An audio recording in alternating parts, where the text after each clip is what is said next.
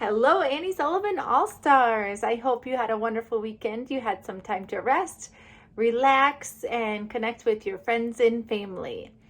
This weekend, my daughter had her graduation party. She will be graduating from Roosevelt High School.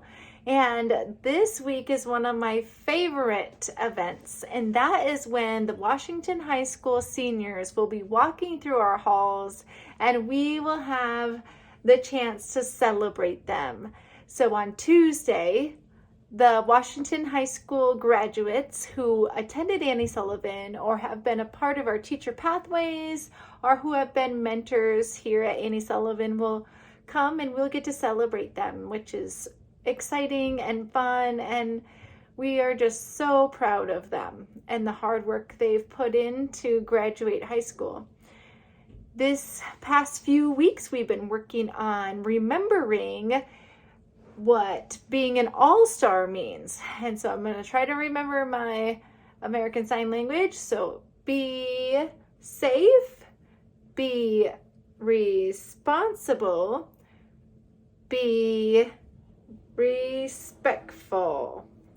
All right, so we're working on those three things throughout our hallways, in the lunchroom, in classrooms, on the playground, and we have been also putting hearts on the kindness wall, which has been really fun to see how many hearts there are and how they continue to grow. Because when we are focusing on kindness, it's going to multiply. So research has proven that whatever we focus on, we will get more of that. So because we're focusing on kindness, it will start creating a ripple effect, and there'll be more kindness, and that will be amazing, because I love seeing how kind you are to each other, to your teachers, and even on the playground to people you don't even know, and also to your family members. This week, I wanted to share a little bit with you about, as leaders, it's really important to learn about communication and the power of our words. I have read several books, probably over 12 books, that talk about the weight of our words and how impactful the language we use affects others, and how it shows who you are. So here are just a few of the books that I've read. So Crucial Conversations, Choice Words, The Power of Your Words. In The Leader in Me, it talks about our language and the words we use, and Coaching Conversations. And then there's this awesome little book, I think I've read this to you before, a few quotes from it, The World According to Mr. Rogers.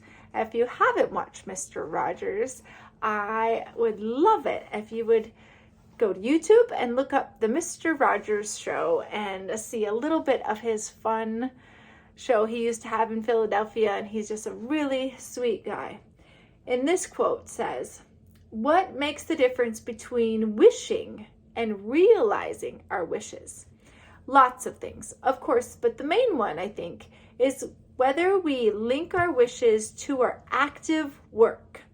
It may take months or years, but it's far more likely to happen when we care so much that we'll work as hard as we can to make it happen.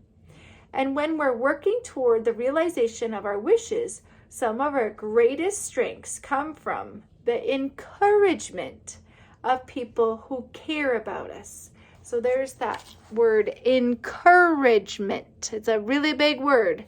And that word encouragement means it's an action of giving someone support, confidence, or hope. And so when we talk about our words and the words we say and how they can uplift and encourage someone, that's what I hope you do this week, because we know that the words you say have power, and they also define you. And so the words you use, people will remember, and they will trust you if you are kind and caring and you're a good listener and you care about what they say. you will have integrity if they can trust you and they can know that you honor your word and that you follow through. And if you say you're going to do something, you actually do it. So those things are really important as a leader. And the other thing I wanted to talk about, I want to talk a little about your brain. So encouragement's creating that hope and confidence and support that you can give someone, and also gratitude. So when you're encouraging someone, you can also thank them. And when you thank them and you talk about how grateful you are for that person because they did this, this, and this, you are being thankful. And one thing we talk about is our brain, and inside of our brain is the base of our brain back here is our reptilian brain. This is our emotions, and it's anger, it's frustration, it's screaming, upset. And this is the frontal part of our brain where a lot of thinking can happen. Like we can solve hard problems, we can communicate clearly, we can express our needs. And so there's lots of thinking in this part of our brain. But sometimes when we get angry or frustrated, we can go like this, and then our dinosaur brain comes out, and we might yell, and we might kick, and we might just get mad. And so what we need to do is we have to keep our dinosaur brain covered up like this. And the way we can do that is the scientists have proven that when we have a grateful brain, we can control this better. We can get out of there faster. So you can think about, wow, I'm so grateful for this. I'm so grateful for that. Wow, it's just amazing that I have this. It's awesome that I have my wonderful teacher. It's awesome that I have an amazing brother or sister. You think about all those things that are wonderful, and it will actually help you get out of your frustration, anxiety, sadness. It will cover it up. So you can try that anytime you're frustrated or sad or anxious. That's a good strategy, just to think of something you're grateful for. Okay, Annie Sullivan All-Stars, here is our ASL skill for the week. Hi, my name is Sanaya, and I would like how to sign kindness. Okay, so to do kindness, we're going to take both our hands, you kind of fold them in. They're going to be near your heart, and then we do circles out. Kindness.